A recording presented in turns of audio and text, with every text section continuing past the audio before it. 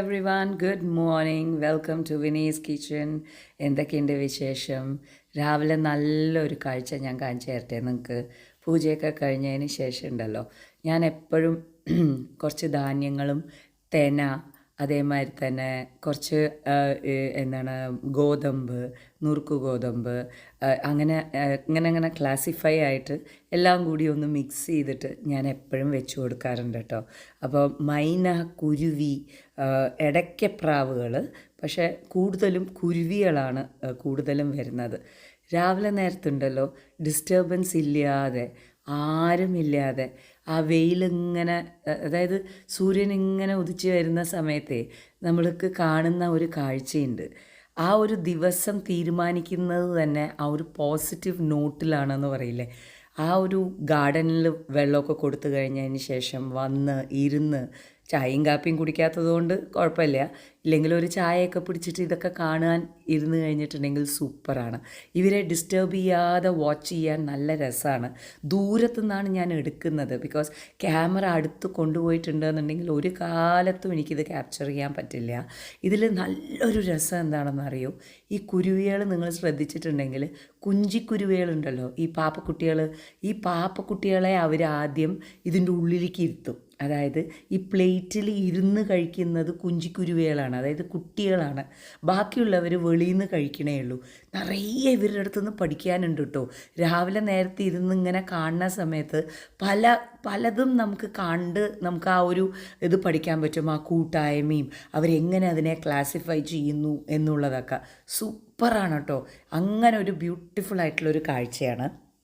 ഇനി നമ്മളുടെ അപ്ഡേറ്റ്സിലേക്ക് വരാം. ഇനി അപ്ഡേറ്റ്സ് എന്ന് നോക്കുകയാണെന്നുണ്ടെങ്കിൽ എന്തൊക്കെയാണ് വിനീസ് കിച്ചണിൽ വളരെ ഇതായിട്ട് നടന്ന കാര്യങ്ങൾ എന്ന് നോക്കുകയാണെങ്കിൽ, 3 തരം സേവയുണ്ടായിരുന്നു. അപ്പോൾ ഒരുപാട് പേര് എന്നെ കളിയാക്കിയിട്ടും ചോദിച്ചു, അതല്ലാത്ത പ്രശ്നം ചോദിച്ചിട്ടുണ്ടായിരുന്നു, എന്താ ഈ സേവ, ഭഗവതി സേവ എന്ന് കേട്ടിട്ടുണ്ട്, ഇന്ത് ഈ സേവ എന്ന് പറഞ്ഞുകൊണ്ടിരിക്കണമെന്ന്. സേവ എന്ന് പറയണത് തമിഴ്നാട്, ഈ ബ്രാഹ്മിൻ, കൽപ്പാത്തി ആ ഭാഗങ്ങളിലൊക്കെ, പാലക്കാട് ഭാഗങ്ങളിലൊക്കെ കണ്ടുവരുന്ന ഒരു നല്ലൊരു ഡിന്നർ ഇല്ലെങ്കിൽ മോർണിംഗ് ടൈമിൽ കഴിക്കാൻ പറ്റുന്ന ഒരു റെസിപ്പിയാണ്. അതായത് ഇടിയാപ്പം പോലെ പിഴിഞ്ഞ് അതിനെ പൊടിച്ച് അതിലേക്ക് വേരിയേഷൻസ് ചെയ്യും. ഞാനിപ്പോൾ ചെയ്തിരിക്കുന്നത് ലെമൺ, ടൊമാറ്റോ ആൻഡ് കോക്കനട്ടാണ്. അതിലത്തെ ഒരുപാട് വെറൈറ്റി ഞാൻ ഇട്ടിട്ടുമുണ്ട്. അതിൻ്റെ കൂടെ എന്തെങ്കിലും ഒരു തുവയൽ പോലെ, ചട്നി പോലെ കഴിക്കാൻ കിട്ടും. ആൻഡ് ഇത് വയറിന് വളരെ സുഖമാണ്. പിന്നെ ഞാൻ ഉണ്ടാക്കിയത് കടലക്കറി, ചപ്പാത്തി. അപ്പോൾ അതായത് ഇതൊക്കെ നമുക്ക് ഡിന്നർ ഓർഡേഴ്സ് ആയിട്ടുള്ള രീതിയിൽ ഒരുപാട് ആൾക്കാർ ചോദിക്കുന്ന ഒരു കാര്യമാണ്. ആ ഒരു ട്രഡീഷണൽ ആയിട്ടുള്ള ഒരു ഫീലിംഗ് വിനിയുടെ ഫുഡിൽ കിട്ടുന്നുണ്ട്. ഞങ്ങൾ കൽപ്പാത്തിയിൽ കഴിച്ച അതേ ഫ്ലേവറാണ് എന്നൊക്കെ പറഞ്ഞിട്ട്. സോ ഒരുപാട് സന്തോഷമുണ്ട്. പിന്നെ നമ്മൾ ചെയ്തു കൊടുക്കുന്നത് എന്താണെന്ന് വെച്ചാൽ, നമ്മുടെ സ്പ്രിങ് റോൾ ഉണ്ടല്ലോ, ഒരുപാട് പേർക്ക് വറുത്തിട്ട് വേണ്ട, അവർ വറുത്തോളാം, ജസ്റ്റ് റോൾ ചെയ്ത് തന്നാൽ മതി എന്നുള്ള രീതിയിൽ പറയാറുണ്ട്. പിന്നെ നമ്മൾ ഉണ്ടാക്കിയത് അച്ചപ്പാണ്. പിന്നെ ആസ് യൂഷ്വൽ ഹൈലൈറ്റഡ് ഉണ്ണിയപ്പം നമ്മൾക്ക് മിനിമം ഓർഡർ 200-300ലേക്കൊക്കെയാണ് പോവാറുള്ളത്. പിന്നെ നമ്മുടെ മുട്ട പപ്സ്, ഹരാബര കബാബ്സ്, ഇതൊക്കെ വൺ ഹിറ്റാണ്. പിന്നെ നമ്മൾ ഉണ്ടാക്കിയത് ബട്ടർ ചിക്കനാണ്. ബട്ടർ ചിക്കൻ്റെ റെസിപ്പി ഞാൻ ഇട്ടിട്ടുണ്ട്, അതുകൊണ്ട് ഞാൻ വീണ്ടും പറയുന്നില്ല. അപ്പോൾ ബട്ടർ ചിക്കൻ്റെ ഇതും ഉണ്ടായിരുന്നു. പിന്നെ നമുക്ക് ചിക്കൻ ഡ്രം സ്റ്റിക്സ്, അതായത് വിനീസ് കിച്ചൺ സ്റ്റൈൽ ചിക്കൻ ഡ്രം സ്റ്റിക്സിൻ്റെ ഓർഡറും ഉണ്ടായിരുന്നു. അപ്പോൾ എന്താണ്, ഫുൾ ലെഗാണ്, കാലാണ് ഡ്രം സ്റ്റിക്സ് എന്ന് ഉദ്ദേശിക്കുന്നത്, കാലാണ്. പിന്നെ കുറേ പേരെൻ്റെ അടുത്ത് ചോദിച്ചു, വിനി എന്താണ് ശ്വാസം മുട്ടൽ ഇനിയും മാറിയിട്ടില്ലേന്ന്. 4-5 പ്രാവശ്യം ഈ ഡോക്ടറെ കാണിക്കരുത്. അപ്പോൾ ഇപ്പോഴും ഡോക്ടർ രാവിലെ വിളിച്ചിട്ടേ ഉള്ളൂ. വിളിച്ച് ചോദിച്ചപ്പോൾ പറഞ്ഞു, കുറച്ച് സമയം എടുക്കും വിനി, ഇപ്പോൾ വന്നു പോകുന്ന സംഭവങ്ങൾ അങ്ങനെയാണ് എന്നാണ് പറഞ്ഞത്. സമയം എടുക്കട്ടെ.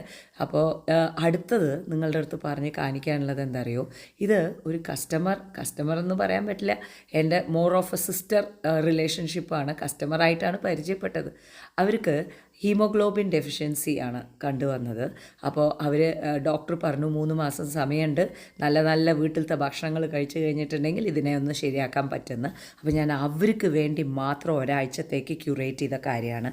ചോപ്പ് ചീര ഉപ്പേരി, പച്ചച്ചീര ഉപ്പേരി, അതേമാതിരി നമ്മുടെ ബീട്രൂട്ട് ഉപ്പേരി, തോരൻ ടൈപ്പ് ആയിട്ടുള്ളൂ. അതേമാതിരി ആന്ധ്ര സ്റ്റൈല് എന്താണ് പറയുക, പാലക് പപ്പു, അതായത് പാലക്കും പരിപ്പും കൂടി അവരുടെ സ്റ്റൈലിൽ ഉണ്ടാക്കുന്ന ഒരിത്. പിന്നെ പൊന്നിയരി അവർ മട്ട കഴിക്കില്ല, അതുകൊണ്ട് പൊന്നിയരി ചോറ്. അപ്പോൾ നമ്മളുടെ അടുത്ത് ഒരുപാട് കാര്യങ്ങൾ ലൈക്ക് ഇതുപോലെ പേഴ്സണലായിട്ട് പറയാറുണ്ട്. ഡോക്ടർ ഇന്നത് കഴിക്കാൻ പറഞ്ഞു, വിനി ഇതൊന്നും ഉണ്ടാക്കി തരുമോ എന്ന് ചോദിച്ചിട്ട്. അപ്പോൾ അങ്ങനെയും നമ്മൾ ചെയ്തു കൊടുക്കാറുണ്ട്. പിന്നെ നമുക്ക് രാവിലെ നേരത്തെ ഓർഡർ ഉണ്ടായിരുന്നു കേട്ടോ, ബ്രേക്ക്ഫാസ്റ്റിൻ്റെ ഓർഡർ ആയിരുന്നു. അപ്പോൾ രാവിലെ 5:30 മണിയുടെ സീനാണ് കാണുന്നത് നിങ്ങൾ. അപ്പോൾ പരിപ്പ് വട, അവർക്ക് വേണ്ടത് ബട്ടർ സേവയായിരുന്നു. ഓക്കെ, വറുത്തിട്ട ബട്ടർ സേവ, പിന്നെ ചട്നി. അപ്പോൾ രാവിലെ വന്നിട്ട് നമ്മൾ അത് ചെയ്തു. പിന്നെ അവർക്ക് വൈകുന്നേരത്തെ ഡിന്നറും അങ്ങനെയാണ് നമ്മൾ ഓഫറായിട്ടുള്ള രീതിയിൽ അവർ നമ്മളുടെ അടുത്ത് ചോദിച്ചിട്ടുണ്ടായിരുന്നു.